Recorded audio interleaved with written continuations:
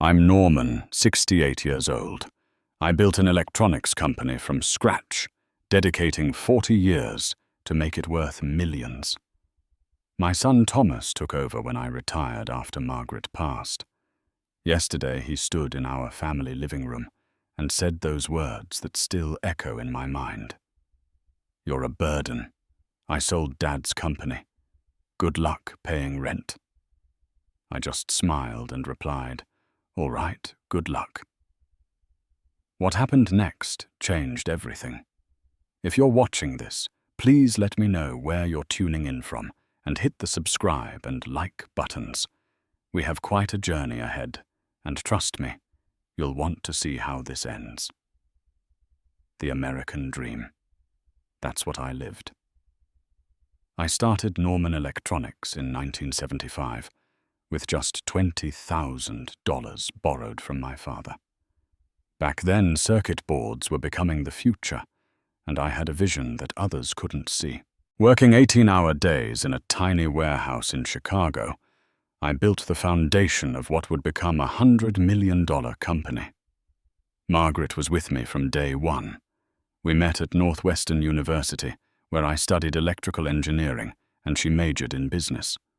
She was the smartest person I knew, beautiful, witty, and had a mind for numbers that made our perfect partnership both in life and business. We married in 1972, and 3 years later, we took the biggest risk of our lives with Norman Electronics. Our son Thomas was born in 1980, right when the company started taking off.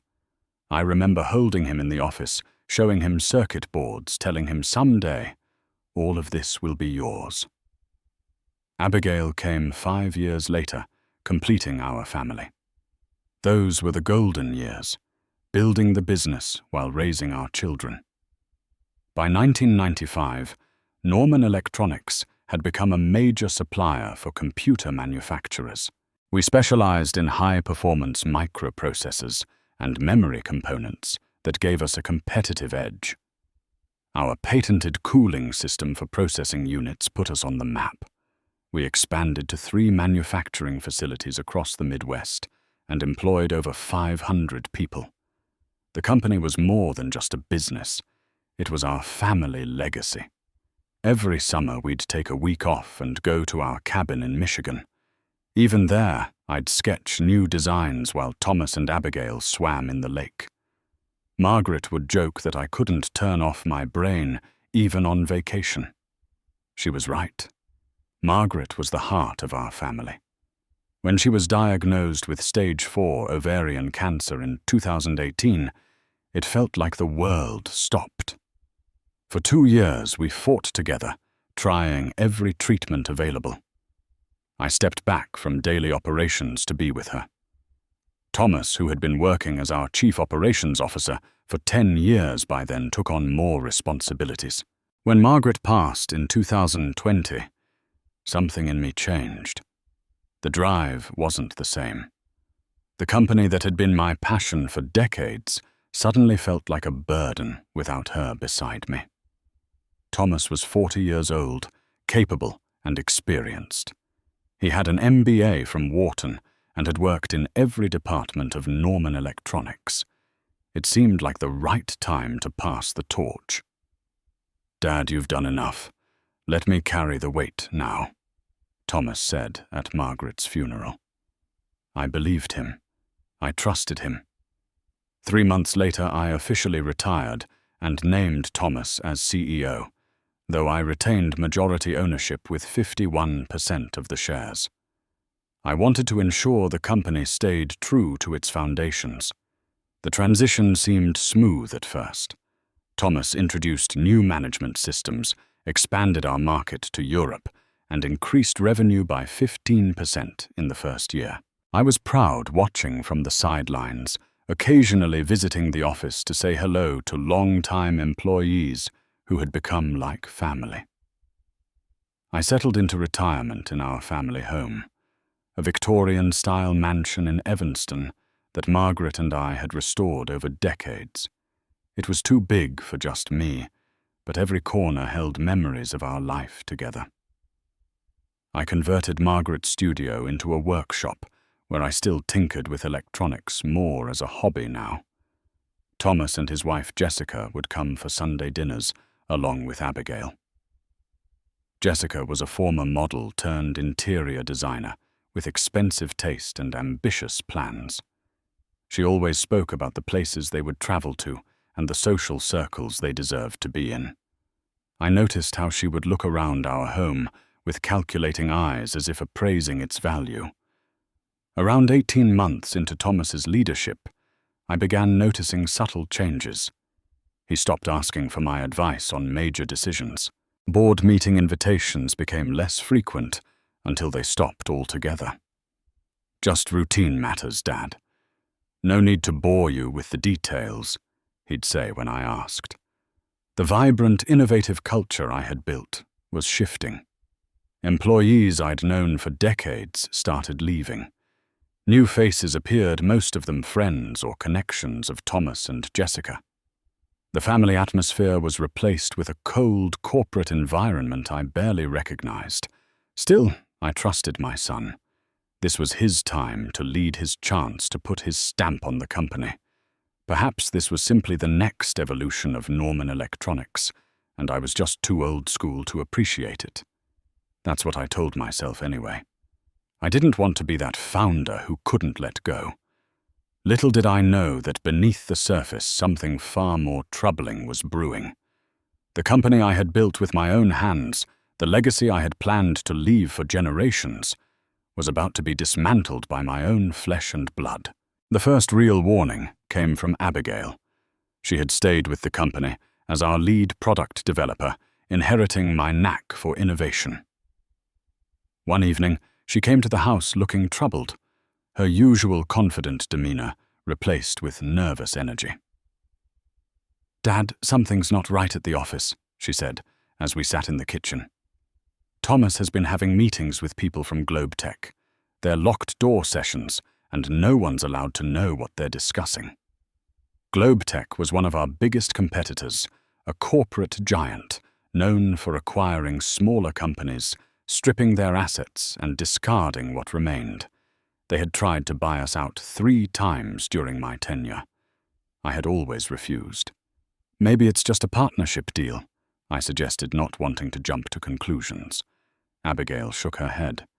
"Sarah from accounting told me Thomas asked for complete valuation reports of all our assets and intellectual property. And last week, David from legal was asked to review our shareholder agreement. Dad, I think he's looking to sell." I dismissed her concerns, perhaps out of denial. "Thomas knows what the company means to us. He wouldn't sell without discussing it with me first." But the seed of doubt was planted. I started paying closer attention. Thomas's social media showed him meeting with executives I didn't recognize. Jessica posted photos from luxury shopping trips and mentioned looking at properties in Milan. The Sunday dinners became less frequent. "Thomas is traveling," or "they have prior commitments," became regular excuses. When they did come, the conversation felt strained. Thomas avoided talking about the business, changing the subject whenever I asked specific questions. One Tuesday, I decided to visit the office unannounced, something I hadn't done in months. The receptionist, a new hire, didn't even know who I was. I had to show identification to get past security. When I finally made it to the executive floor, Thomas's assistant blocked my way. "Mr. Norman, I'm sorry, but Thomas is in meetings all day. Perhaps you could schedule an appointment for next week."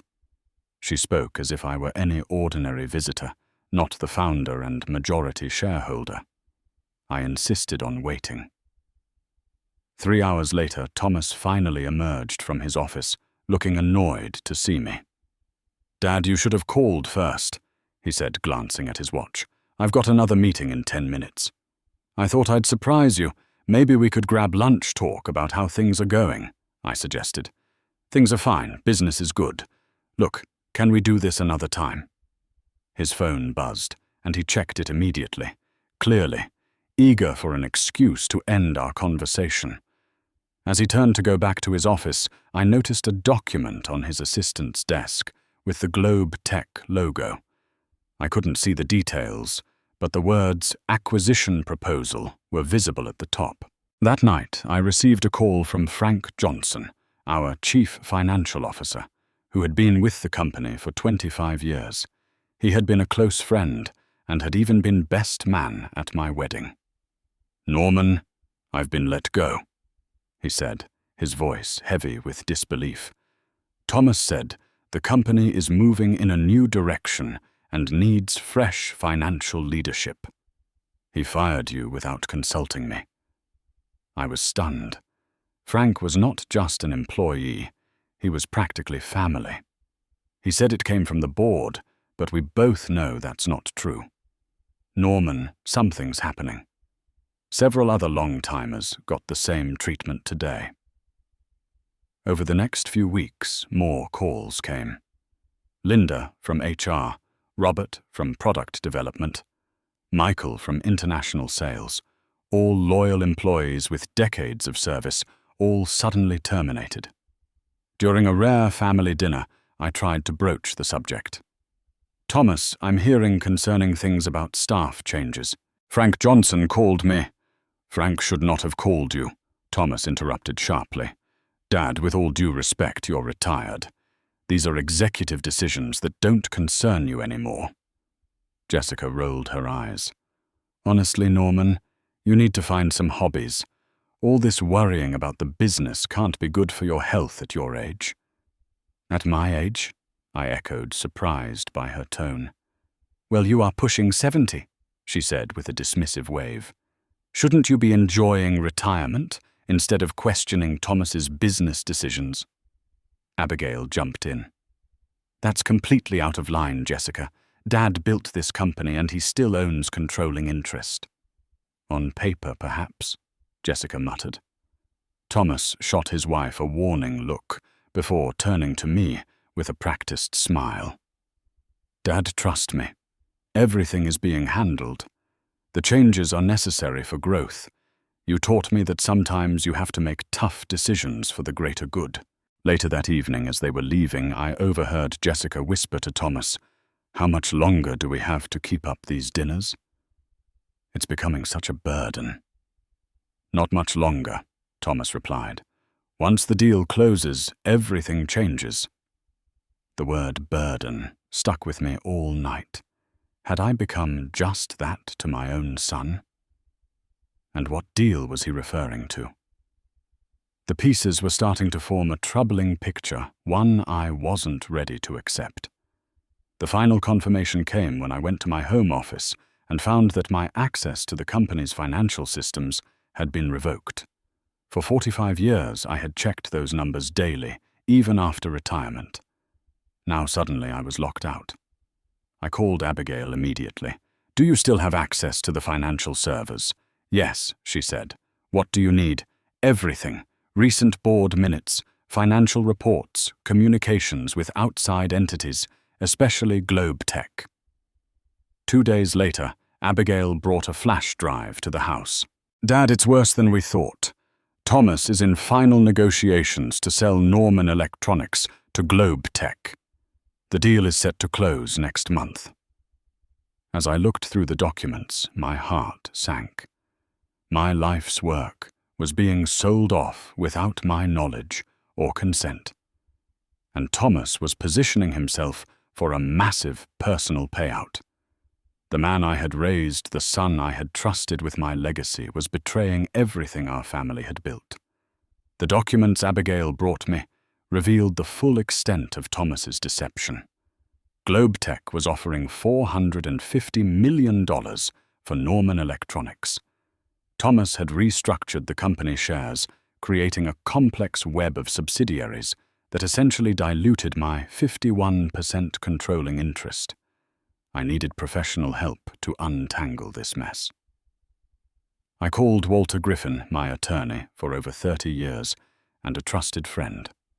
He arrived at my home the next morning, and we spread the documents across my dining room table. "This is sophisticated corporate maneuvering," Walter said, reviewing the paperwork. Thomas created holding companies and transferred key assets and patents to them. On paper, you still own 51% of Norman Electronics, but the most valuable assets aren't directly under that umbrella anymore. Is that legal? I asked. It's in a grey area. He needed board approval for these moves, which he apparently got. Did you sign anything recently? Any paperwork he might have slipped in during family gatherings? I thought back to the various documents Thomas had casually asked me to sign over the past year. Birthday cards for executives, routine shareholder notifications, updated insurance forms. I had trusted him implicitly and signed without thorough review. He's been planning this for at least 18 months, Walter concluded. The good news is he made some technical errors. These asset transfers required notification to all shareholders, including you. We can challenge this in court. I don't want to sue my own son, I said, feeling the weight of this betrayal. Norman, he's trying to steal your company. $450 million, and based on these documents, your share would only be about $30 million due to how he's structured the deal. He's cheating you out of hundreds of millions. The next day, I met Frank Johnson for lunch. As the former CFO, he knew where all the financial bodies were buried, so to speak. I suspected something like this, Frank said after I explained the situation. Thomas has been courting Globe Tech for over a year. The plan isn't just to sell, it's to completely dismantle Norman Electronics. They want the patents and client list. Manufacturing will be moved overseas, and most employees will be let go. All those families, I said quietly, thinking of the hundreds of loyal workers who had been with us for decades. What about the pension fund? Frank's expression darkened. That's another issue. There have been some questionable transfers from the pension fund to cover executive bonuses and expenses. I started asking questions about it, and the next day I was fired. The more I learned, the more my heart broke. This wasn't just about money or business. It was about values, integrity, and the responsibility we had toward our employees and their families. Everything Margaret and I had stood for was being trampled. I decided to confront Thomas directly. I drove to his new mansion in Lake Forest, a 20,000 square foot monstrosity that he and Jessica had purchased last year. The security guard at the gate initially refused to let me in until I reminded him that I was the father of the homeowner. Thomas was by the pool with Jessica when I arrived. She was sunbathing in an expensive designer bikini while he worked on his laptop. "Dad, this is unexpected," Thomas said, closing his computer quickly. "We were just discussing our travel plans." "For Milan?" I asked pointedly. His expression faltered momentarily. "Among other places. What brings you here?" "I know about the Globe Tech deal, Thomas. I know everything." Jessica sat up, exchanging a look with my son. "I'll give you two some privacy," she said, gathering her things. As she passed me, she muttered, "This obsession with the company isn't healthy, Norman." Once she was gone, Thomas's demeanor changed completely. The pretense of filial respect vanished. "So you know. What exactly are you planning to do about it, Dad?" "Stop it for starters. Norman Electronics is not for sale." He laughed coldly. "You're too late. The board has approved the sale. The paperwork is ready. Globe Tech is paying a premium price, and everyone walks away happy. Everyone except the 300 employees who will lose their jobs. Everyone except the retirees whose pension fund you've been raiding. Everyone except your sister, who's been left completely out of this decision." "Abigail," he scoffed, "she's just like you, stuck in the past. This industry is evolving. Sentiment has no place in business. You taught me that." "I never taught you to betray your family or abandon your ethics," I said firmly. "Ethics don't pay for this house, Dad, or the apartment we've bought in Milan. Jessica and I are ready for the next chapter of our lives, and frankly, we're tired of having to consider you in our decisions." His words stung, but I maintained my composure. "You need my signature to complete the sale. My 51% still counts." For the first time, uncertainty flickered across Thomas's face. "We have ways around that." "Illegal ways," I countered. "I've been reviewing the documents with Walter. What you've done with the asset transfers and the pension fund could result in criminal charges, Thomas." He stood up abruptly. "Are you threatening me?" "Your own son. I'm trying to protect you from making the biggest mistake of your life, and I'm definitely protecting the company and its people." Thomas's face reddened with anger. "You're the one making a mistake. Jessica and I have plans. The deal is happening with or without your blessing. And if you try to interfere, we'll have you evaluated for cognitive decline. How would you like spending your final years in a state facility while we manage your affairs as your legal guardians?" I couldn't believe what I was hearing. My own son was threatening to have me declared incompetent if I didn't cooperate with his scheme. I left his house that day with a heavy heart but a clear mind. Thomas had shown his true colors, and now I knew exactly what I was dealing with. When I got home, I called Walter immediately. "We need a plan," I said, "and we need to move quickly and quietly." Over the next few weeks, Walter and I worked with a small team of trusted advisors, including Frank and Abigail, to develop a counter-strategy. We discovered that while Thomas had been clever, he had made several critical legal errors in his haste. First, the board approvals he'd obtained were based on misrepresentations. Several board members signed documents without understanding the full implications. Second, the asset transfers to the subsidiary companies required my signature as the majority shareholder, which had been forged on several key documents. Third, the pension fund irregularities constituted potential federal crimes. We gathered evidence, methodically building an airtight case. I also reached out to key customers and suppliers, maintaining relationships that Thomas had neglected in his focus on the sale. Many were shocked to learn about the pending deal and expressed concerns about continuing with GlobeTech. Meanwhile, Thomas grew more confident. He and Jessica began openly discussing their plans to move to Milan after the sale. They put their Lake Forest mansion on the market and started shipping personal items to Italy. Thomas rarely came to the office anymore, leaving day-to-day operations to his new executive team while he focused on closing the GlobeTech deal. Abigail continued working at the company, keeping us informed while developing contingency plans for the core team of loyal employees. She had always been underestimated first by me and then by her brother. But Abigail had inherited my technical mind and her mother's business acumen. She understood Norman Electronics at its core, not just as a business, but as an innovation hub with real people whose livelihoods depended on its success. One evening, Thomas called and invited me to dinner at the family home. "We need to talk about the future, Dad," he said.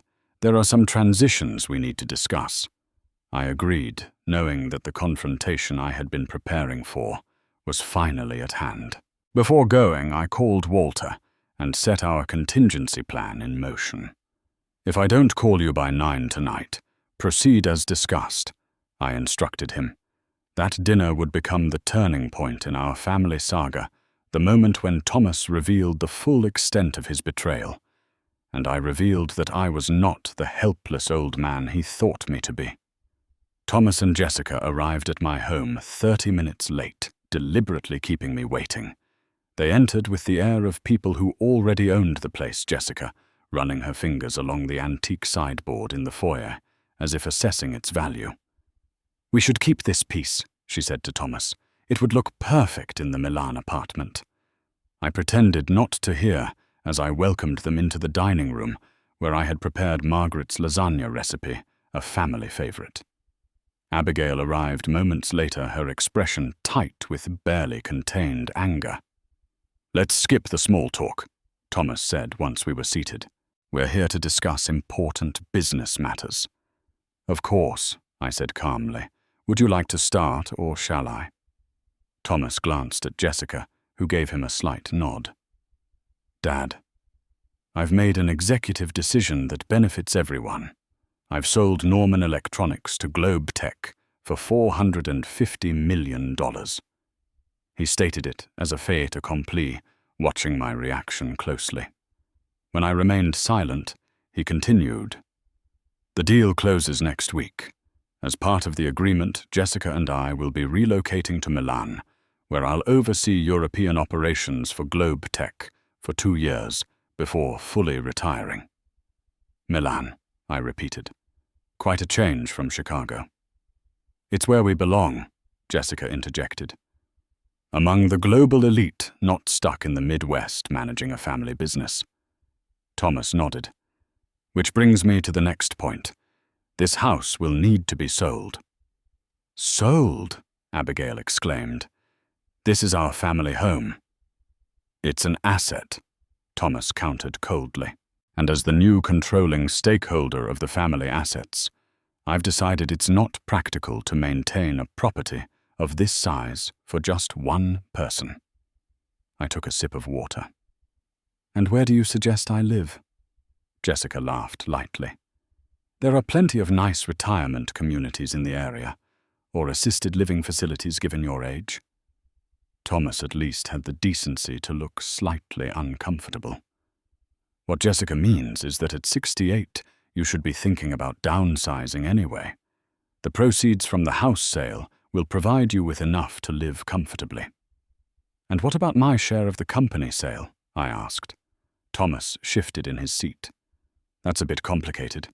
Due to the restructuring over the past year and some outstanding loans against your shares, your net proceeds will be approximately $5 million. $5 million. From a $450 million sale." Abigail's voice rose in disbelief. "That's theft, Thomas." "It's business," he snapped. "And frankly, Dad should be grateful for that much. The company's success over the past 2 years has been entirely my doing." I set down my fork and looked my son directly in the eyes. "So to summarize, you've sold my company without proper authorization.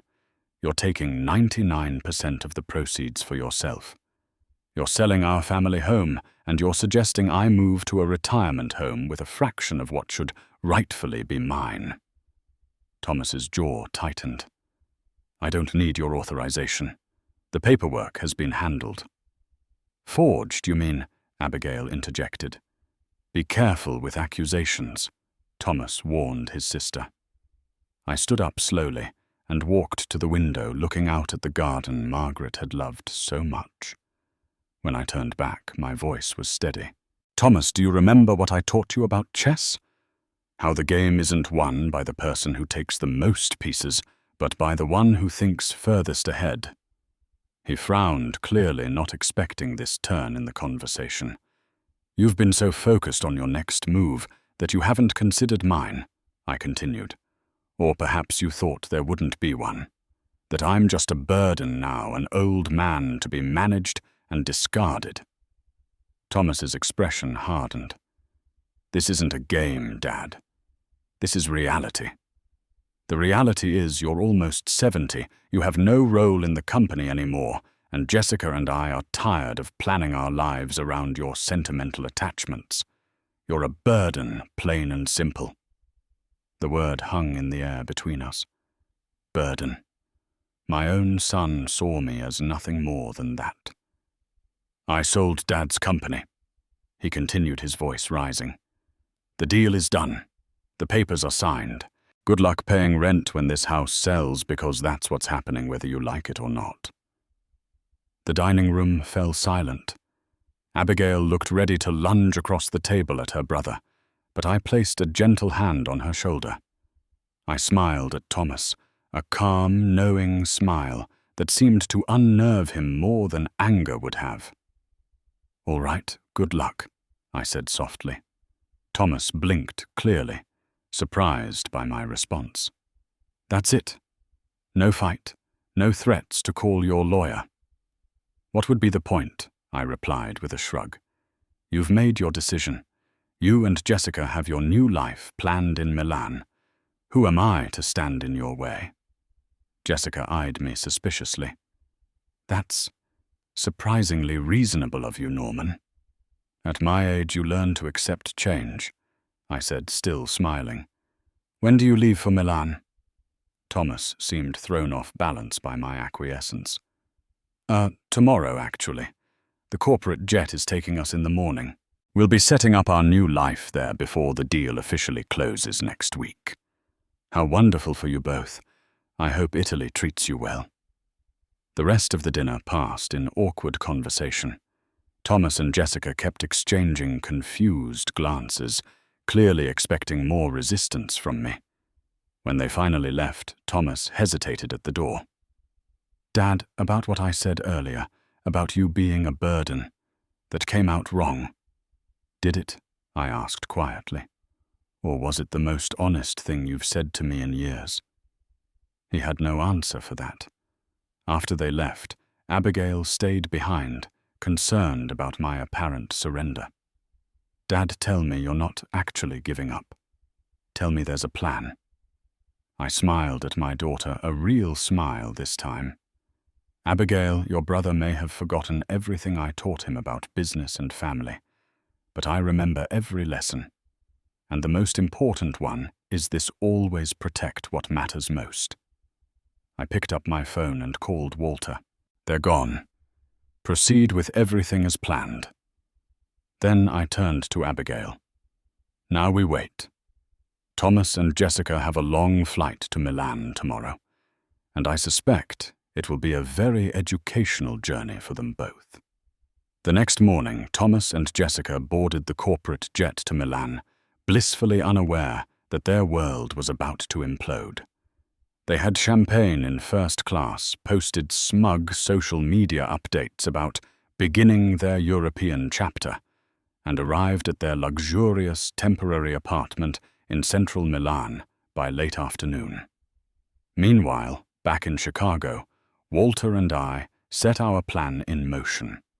At precisely 9 a.m., Walter filed emergency injunctions in 3 separate courts: Federal Court for the securities violations and pension fund irregularities, State Court for the corporate governance issues, and Probate Court regarding the family trust that actually controlled significant portions of Norman Electronics. By 10 a.m., federal agents arrived at Norman Electronics headquarters with warrants to secure documents and digital records.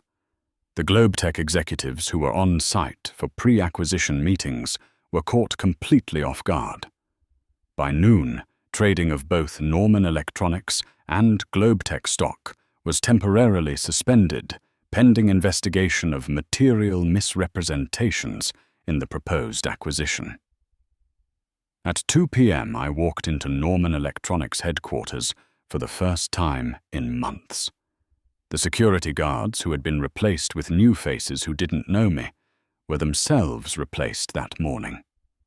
The original head of security, a former police officer named Bill, who had worked for us for 20 years, greeted me in the lobby.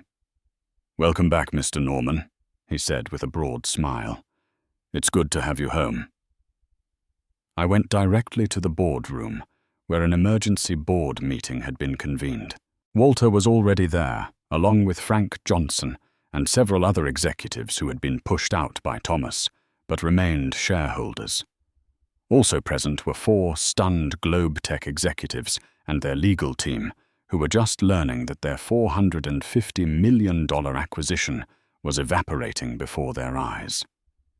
"Gentlemen," I said as I entered, "I believe there's been a misunderstanding about who has the authority to sell Norman Electronics."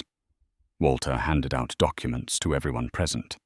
"As you can see, Mr. Norman remains the majority shareholder through a combination of direct ownership and family trust arrangements that cannot be circumvented. Furthermore, the subsidiary companies created by Thomas Norman to hold key assets were established through fraudulent documentation. The Globetech CEO, a sharp-suited man named Richard Delaney, looked furious. "We've been negotiating this deal in good faith for months. We have signed contracts with someone who lacked the authority to sign them," Walter replied calmly. "Those contracts are null and void." "We'll sue," threatened one of their lawyers. I leaned forward. "You're welcome to try.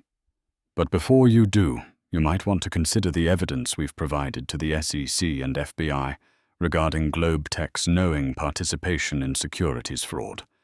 We have emails showing your team was aware of the forged signatures and questionable asset transfers, but proceeded anyway." That silenced them. After some tense negotiations, the Globetech team agreed to withdraw from the acquisition and keep the matter private to avoid their own legal exposure. With that issue resolved, I turned to the Norman Electronics board. Several members looked profoundly uncomfortable, aware that their complicity in Thomas's scheme could have serious consequences. "I understand my son can be very persuasive," I said, looking around the table, "and I accept that many of you believed you were acting in the company's best interests. So I'm offering a choice: resign immediately with standard severance or face potential liability as we untangle this mess." By the end of the day, 5 board members had resigned, and we had begun the process of restructuring the company leadership. Frank Johnson was reinstated as CFO, and several other experienced executives returned to their positions. Meanwhile, in Milan, Thomas and Jessica were about to discover the consequences of their actions.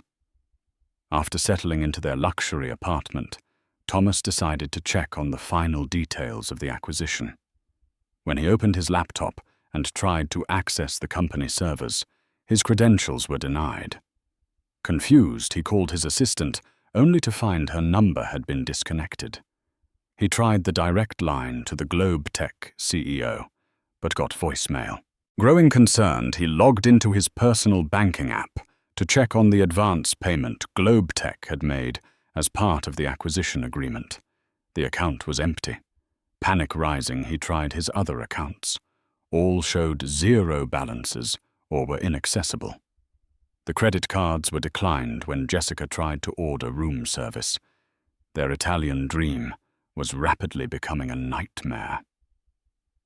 Back in my home office, I watched my phone as Thomas's calls began coming in. First one, then another, then a flood. Text messages followed, ranging from confused to angry to finally desperate. I let them all go to voicemail. By the end of the day, I had 53 missed calls from my son. It was Abigail who finally answered his call on her phone, putting it on speaker so I could hear. "What the hell is happening?" Thomas demanded, his voice cracking with stress. "All the accounts are frozen. Globetech isn't answering my calls, and the corporate apartment manager says our reservation has been cancelled." "It's simple, Thomas," Abigail replied calmly. "Dad protected what was his, what was ours, what should have been yours too if you hadn't been so greedy. Put Dad on the phone right now." I took the phone. "Hello, son." "What have you done?" he shouted, panic evident in his voice. "I played chess, Thomas. I looked several moves ahead, just like I taught you." "This is insane. We're stranded in Milan with no money, no place to stay beyond tonight, and no way to get home." "That sounds difficult," I replied evenly. "Perhaps now you understand what it feels like to be suddenly told you have no home and no resources despite a lifetime of work." "Dad, please." His voice dropped, suddenly conciliatory. "We can work this out. I made a mistake. I see that now. A mistake. You called me a burden. You tried to steal my company, sell our family home, and leave me with nothing. That wasn't a mistake, Thomas. That was a choice. A series of deliberate choices that revealed your character." There was silence on the line before Thomas spoke again, his voice smaller now. What happens next? That depends on you. Jessica has a return ticket to Chicago on a commercial flight tomorrow morning. There's one for you as well.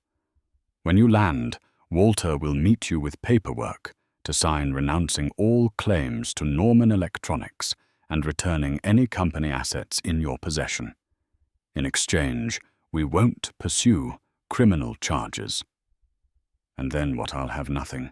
Not true, I corrected him. You'll have exactly what you earned. Your personal savings remain untouched. That should be enough for a modest apartment rental while you figure out your next steps. You can't do this to your own son. You did this to yourself, Thomas. The choices were yours. The consequences are too. I ended the call feeling a complex mixture of sadness and resolve. This wasn't how I had imagined my relationship with my son would evolve in my later years. But some lessons can only be taught through difficult experiences. The next day, Thomas and Jessica boarded separate flights back to Chicago. She went directly to her parents' home, unwilling to face the public humiliation of their failed power play. Thomas met with Walter as instructed and signed the necessary documents, effectively removing himself from Norman Electronics forever. The company announcement was brief and factual. Thomas Norman has stepped down from his position as CEO for personal reasons. Norman Electronics founder Norman Anderson will return as interim CEO while a succession plan is implemented. The Norman Electronics story was far from over. In fact, a new chapter was just beginning. After the dust settled from Thomas's failed coup, I found myself back in the CEO office I had vacated 3 years earlier. The familiar leather chair, the view of the Chicago skyline, the hum of the business I had built, it all felt both strange and comforting at once. "It's good to have you back, Norman," Frank said, poking his head into my office. "The team's morale has skyrocketed since your return." "I'm not back permanently," I reminded him. "Just until we stabilize and implement the right succession plan." And I already had that plan in mind. Later that week, I called Abigail into my office. "I should have seen it sooner," I told her. "You're the one who should lead Norman Electronics into the future." She looked surprised. "Dad, I'm a product developer, not a CEO." "So was I when I started this company," I reminded her. "You have the technical knowledge, the vision, and most importantly, you understand what this company truly stands for. It's not just about profit margins. It's about innovation that improves lives and creating a workplace where people feel valued." Over the next 6 months, I worked closely with Abigail to prepare her for the role. We restructured the company, brought back key personnel who had been forced out under Thomas's leadership, and implemented stronger governance controls to prevent future power grabs. Thomas, meanwhile, faced his own reckoning. Jessica filed for divorce within 2 months of their return, unwilling to stay with a man who could no longer provide the luxury lifestyle she desired. The Lake Forest mansion was sold to cover debts Thomas had accumulated, believing the Globe Tech payout would make him wealthy beyond measure. He moved into a modest apartment, and to his credit began the difficult work of rebuilding his life from scratch. Initially, he avoided family contact, too ashamed to face me or Abigail. But eventually, on what would have been Margaret's 75th birthday, he called me. "Dad, I don't expect forgiveness," he said, his voice heavy with regret. "But I want you to know I understand now what I threw away. Not just the money or the position, but the legacy and the trust. I'm sorry for what I did to you, to Abigail, and to Mom's memory." It wasn't an instant reconciliation. Trust once broken so thoroughly cannot be quickly repaired. But it was a start. I invited him to lunch the following week, just the 2 of us. "I don't know if I can ever work at Norman Electronics again," he said, as we sat in a quiet corner of Margaret's favorite restaurant. "But I'd like to find a way to make amends. Sometimes the most valuable work happens outside the office," I told him. "Your mother always believed that." That conversation led to the establishment of the Margaret Norman Foundation, dedicated to supporting educational programs in electronics and business ethics. Thomas took a position leading the foundation, working to create scholarship opportunities for underprivileged students interested in technology careers. At Norman Electronics, Abigail flourished as CEO. She combined my technical vision with her own forward-thinking approach to create a more collaborative and innovative corporate culture. Under her leadership, the company expanded into sustainable technology solutions, becoming an industry leader in environmentally responsible electronics manufacturing. As for me, I gradually stepped back from daily operations, truly embracing retirement this time. I kept my office at headquarters, but came in just once or twice a week, mostly to mentor young engineers and share the company's history with new employees. I also finally sold the family home, on my own terms and for the right reasons. It was too big for one person and too filled with memories of Margaret. I bought a comfortable condo overlooking Lake Michigan and donated most of the proceeds to the foundation. 1 year after the failed Milan escapade, I invited both my children to dinner at my new home.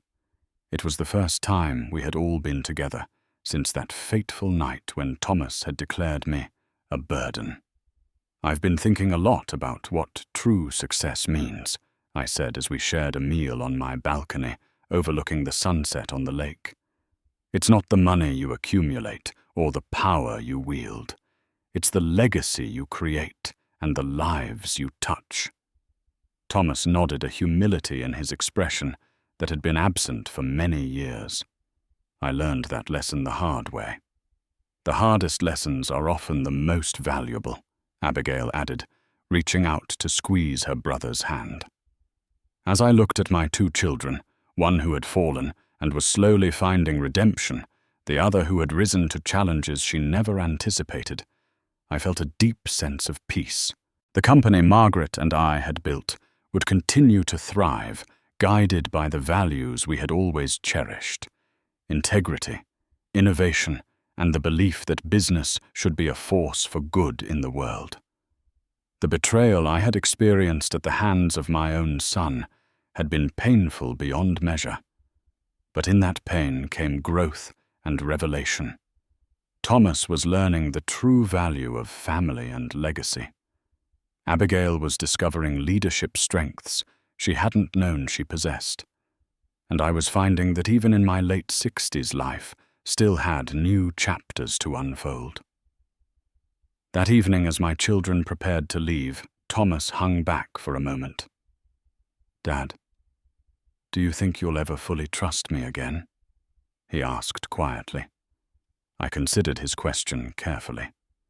"Trust isn't an all-or-nothing proposition, Thomas. It's rebuilt day by day, choice by choice. We've started that process. Where it leads depends on the choices we both make going forward." He nodded, accepting the honest answer. "I'm grateful for the chance to try." After they left, I sat alone on my balcony, watching the lights of Chicago twinkle to life as darkness fell. I thought about how easily everything could have been lost, not just the company, but our family bonds as well.